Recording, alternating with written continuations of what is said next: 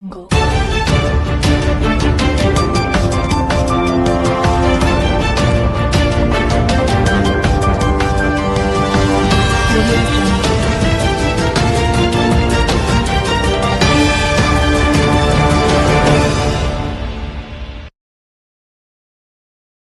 ಗಂಗಾವತಿ ತಾಲೂಕಿನ ಚಿಕ್ಕಬೇಣಕಲ್ ಗ್ರಾಮ ಪಂಚಾಯಿತಿ ವ್ಯಾಪ್ತಿಯಲ್ಲಿ ಬರುವ ಚಿಕ್ಕಬೇಣಕಲ್ ಗ್ರಾಮದ ಎಸ್ಸಿ ಮಾದಿಗ ಜನಾಂಗದವರಿಗೆ ಮೀಸಲಿಟ್ಟ ಪಂಚಾಯಿತಿ ಡಿಮ್ಯಾಂಡ್ ರಿಜಿಸ್ಟರ್ನಲ್ಲಿ ಕ್ರಮ ಸಂಖ್ಯೆ 244 ಆಸ್ತಿ ಸಂಖ್ಯೆ 241 ಪಂಚಾಯಿತಿ ನೀರಿನ ತೊಟ್ಟೆ ನಮೂದಿತಗೊಂಡಿರುವ ಜಾಗವನ್ನು ಮತ್ತೊಬ್ಬರ ಹೆಸರಿಗೆ ವರ್ಗಾಯಿಸಲು ಮುಂದಾದ ಕ್ರಮವನ್ನು ಖಂಡಿಸಿ ದಿನಾಂಕ 13 ರಂದು ಬೆಳಗ್ಗೆ 10 ಗಂಟೆಗೆ ಜಗಜೀವನ್ ರಾಮ್ ವೃತ್ತದಲ್ಲಿ ಒಂದು ದಿನದ ಸಾಂಕೇತಿಕ ಧರಣಿ ನಡೆಸಲಾಗುವುದು ಎಂದು ಅಖಿಲ ಭಾರತ ಮಾದಿಗ ದಂಡೋರ ಸಂಸ್ಥಾಪಕ ರಾಜ್ಯಾಧ್ಯಕ್ಷ ಬಿ ಹುಸೇನಪ್ಪ ಸ್ವಾಮಿ ಮಾದಿಗ ಹೇಳಿದರು. ಅವರು ಪತ್ರಿಕಾ ಭವನದಲ್ಲಿ ಮಂಗಳವಾರದಂದು ಸುದ್ದಿಗೋಷ್ಠಿ ನಡೆಸಿ ಮಾತನಾಡಿ, ಗ್ರಾಮ ಪಂಚಾಯಿತಿ ಅಧ್ಯಕ್ಷರ ಸಂಬಂಧಿಕರಾಗಿರುವ ರೇವಮ್ಮ ಗಂಡ ರಮೇಶಪ್ಪ ಬೋವಿ ಸಮಾಜ ಇವರು ಅನಧಿಕೃತವಾಗಿ ಗ್ರಾಮ ಪಂಚಾಯಿತಿ ಪಿಡಿಒ ಹಾಗೂ ತಾಲೂಕಾ ಪಂಚಾಯಿತಿ ಕಾರ್ಯನಿರ್ವಾಹಕ ಅಧಿಕಾರಿಯಾದ ರಾಮರೆಡ್ಡಿ ಇವರುಗಳ ಹಣದ ಆಮಿಷಕ್ಕಾಗಿ ಒಳಗಾಗಿ ಸದರಿ ಜಾಗದ ನಿವೇಶನವನ್ನು ಮೇಲೆ ಕಾಣಿಸಿದ ವ್ಯಕ್ತಿಗೆ ಕಬ್ಜಾ ಮಾಡಲು ಮುಂದಾಗಿದ್ದನ್ನು ಖಂಡಿಸಲಾಗುತ್ತದೆ. ಸಮಾಜ ಬಾಂಧವರಿಗಾಗಿ ಪ್ರತ್ಯೇಕವಾಗಿ ನಿರ್ಮಿಸಲಾದ ನೀರಿನ ತೊಟ್ಟೆಯನ್ನು ಅನಧಿಕೃತವಾಗಿ ಬೋವಿ ಸಮಾಜದ ವ್ಯಕ್ತಿಗೆ ಸೇರ್ಪಡೆ ಮಾಡಲು ಮುಂದಾದ ಕ್ರಮದಿಂದಾಗಿ ಅಣ್ಣ ತಮ್ಮಂದಿರು ಹಾಗೆ ಇದ್ದ ಸಮಾಜ ಬಾಂಧವರಲ್ಲಿ ಬಿರುಕು ಮೂಡಿಸುವ ಹಾಗೂ ಗ್ರಾಮದಲ್ಲಿ ಅಶಾಂತಿ ಸೃಷ್ಟಿಸುವ ಅಧಿಕಾರಿಗಳ ವಿರುದ್ಧ ಕಟ್ಟುನಿಟ್ಟಿನ ಕ್ರಮ ತೆಗೆದುಕೊಳ್ಳಬೇಕು.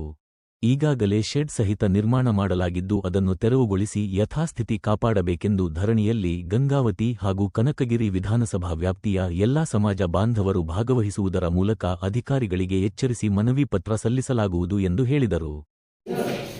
ಅಖಿಲ ಭಾರತ ಮಾದಿಗ ದಂಡೋರ ಗಂಗಾವತಿ ತಾಲೂಕಾ ಸಮಿತಿ ವತಿಯಿಂದ ಒಂದು ಧರಣಿ ಕಾರ್ಯಕ್ರಮ ಇದೆ. ಆ ಧರಣಿ ಕಾರ್ಯಕ್ರಮ 13ನೇ ತಾರೀಕಿಗಿದೆ. ನಮ್ಮ ಬಾಬು ಜಗಜೀವನ್ ರಾಮ ವೃತ್ತದಲ್ಲಿ ಕಾರ್ಯಕ್ರಮ ಇದೆ.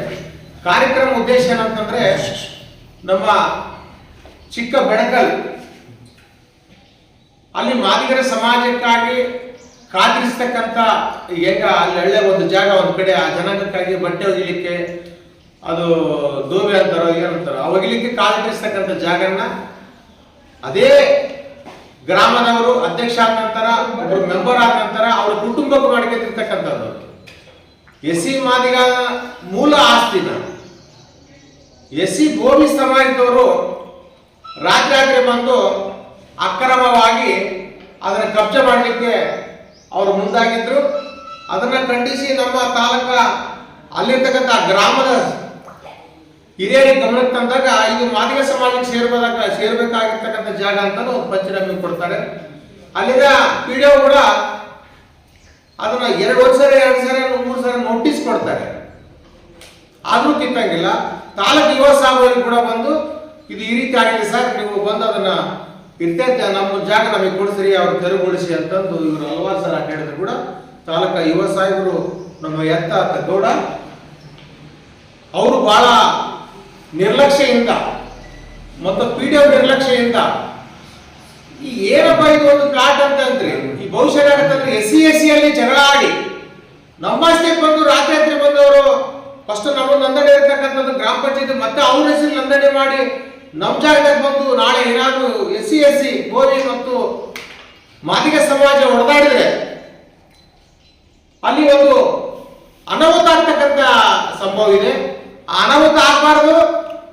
ಅನಾಹುತ ಆಗಲಾರೆ ಸತ್ಯವಾಗಿ ಏನೈತೋ ಅದು ಮಾದಿಗ ಸಮಾಜಕ್ಕೆ ಸೇರಿರ್ತಕ್ಕಂಥ ಜಾಗನ ಯುವ ಸಾಬ ಮತ್ತು ಪಿಡಿಒ ಅವರು ನಿರ್ಲಕ್ಷ್ಯ ವಹಿಸ್ತಾರೆ ಅದನ್ನು ಮಾಡಿಕೊಡೋದ್ರಲ್ಲಿ.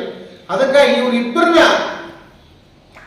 ನೋಟಿನಿಂದ ಅಮಾನತು ಮಾಡ್ಬೇಕಂತ. ಯಾಕಂದ್ರೆ ಈ ಜನಾಂಗದ ನಂದ ಜನಾಂಗ ಇವತ್ತೇನಾದ್ರೂ ಈ ದೇಶದಲ್ಲಿ ಅಸ್ಪೃಶ್ಯತೆ ಜಿಲ್ಲೆಗಳಲ್ಲಿ, ತಾಲೂಕುಗಳಲ್ಲಿ, ಗ್ರಾಮಗಳಲ್ಲಿ ಅಸ್ಪೃಶ್ಯತೆ ಒಳಗಾಗಿರ್ತಕ್ಕಂಥ ಜನಾಂಗರು ಯಾರು ಇದ್ರೆ ಅದು ಮಾದಿಗ ಸಮಾಜ ಮತ್ತು ವಲಯ ಸಮಾಜ ಮತ್ತು ಬೋವಿ ಸಮಾಜ ಎಸ್ಸಿ ಇಲ್ಲ ಅಂತಲ್ಲ. ಆದ್ರೆ ಅವ್ರಿಗೆ ಪುರುಷ ಎಸ್ಸಿ ಅಂತಾರೆ. ಅವ್ರಿಗೆಲ್ಲ ಸಮುದಾಯದಲ್ಲಿ ಓಡಾಡಿ ಎಲ್ಲ ಓಡದಲ್ಲಿ ಹೋದ್ರು ಅವರಿಗೆಲ್ಲ ಏಕವಳಿದೆ. ಅವ್ರಿಗೆ ಜಾತಿಯಲ್ಲಿ ಯಾರು ಶೋಷಿತ ಇಲ್ಲ.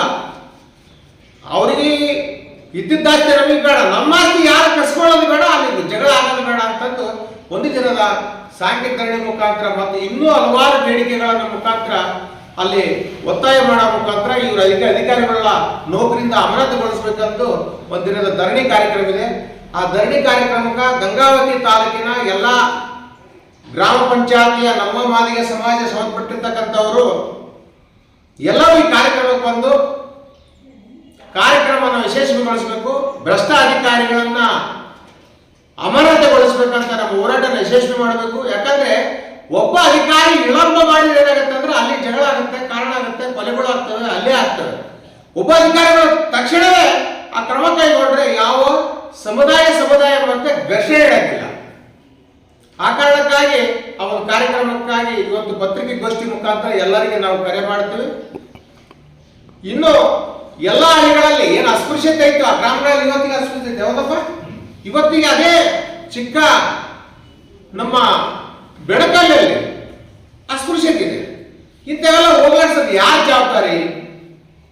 ಅಲ್ಲಿರ್ತಕ್ಕಂಥ PDO, ಇಲ್ಲಿರ್ತಕ್ಕಂಥ ತಾಲೂಕ್ ಪಂಚಾಯತಿ ಅಧಿಕಾರಿಗಳ ಗಮನಕ್ಕೆ ತಂದು, ಸಮಾಜ ಕಲ್ಯಾಣದ ಗಮನಕ್ಕೆ ತಂದು ಇದನ್ನ ನಿವಾರಣೆ ಮಾಡಿ ಸರಿಸಮಾನವಾಗಿ ನಾವು ಮಾನವರೆಲ್ಲ ಒಂದೇ ಭಾರತ ಮಾತೆ ಅಂತ ನಾವು ಏನು ಭಾರತ ಮಾತಾಯ ಘೋಷಣೆ ಹೇಳ್ತೀವಿ, ಬಾಬಾ ಸಾಹೇಬ್ ಬರೆದಿರ್ತಕ್ಕಂಥ ಸಂವಿಧಾನ ಅಡಿಯಲ್ಲಿ ನಾವೆಲ್ಲ ಒಂದೇ ಅನ್ನೋ ಮಾತಿನಲ್ಲಿ ಅಲ್ಲಿ ಇಲ್ಲ.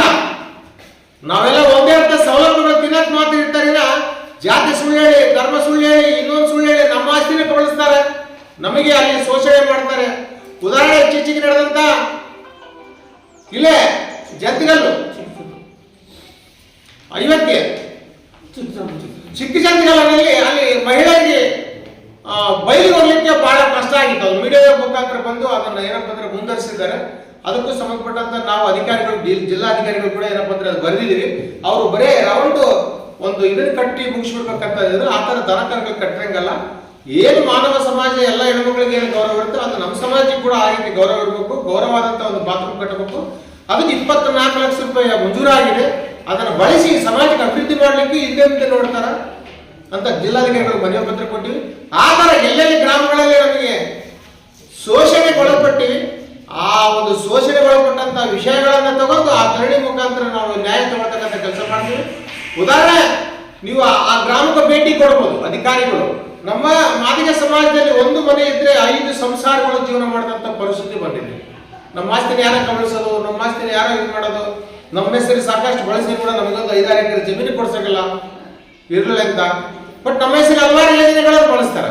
ಆ ಕಾರಣಕ್ಕಾಗಿ ವಿಶೇಷ ಯೋಜನೆ ಅಡಿಯಲ್ಲಿ ಆ ಒಂದು ಚಿಕ್ಕ ಬೆಳಕಲ್ಲಲ್ಲಿ ನಮ್ಮ ಸಮಾಜಕ್ಕೆ ಒಂದು 4 ಎಕರೆ ಜಮೀನು ಕೊಡಬೇಕು ಪ್ಲಾಟ್ಗಳಿಗಾಗಿ.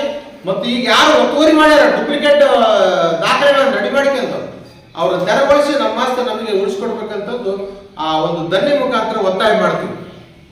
ತಾಲೂಕಾ ಅಧ್ಯಕ್ಷ ಕನಕಪ್ಪ, ನಗರ ಘಟಕದ ಅಧ್ಯಕ್ಷ ಹನುಮಂತಪ್ಪ, ನಿಲೋಗಲ್, ಉಪಾಧ್ಯಕ್ಷ ಯಮನೂರಪ್ಪ, ಸಹಕಾರದರ್ಶಿ ಪಾಮಣ್ಣ, ಆನಂದ ಯಮನೂರಪ್ಪ, ಮುದಿಯಪ್ಪ, ಪರಮಾನಂದ ರಮೇಶ್ ಇತರರು ಸುದ್ದಿಗೋಷ್ಠಿಯಲ್ಲಿ ಪಾಲ್ಗೊಂಡಿದ್ದರು.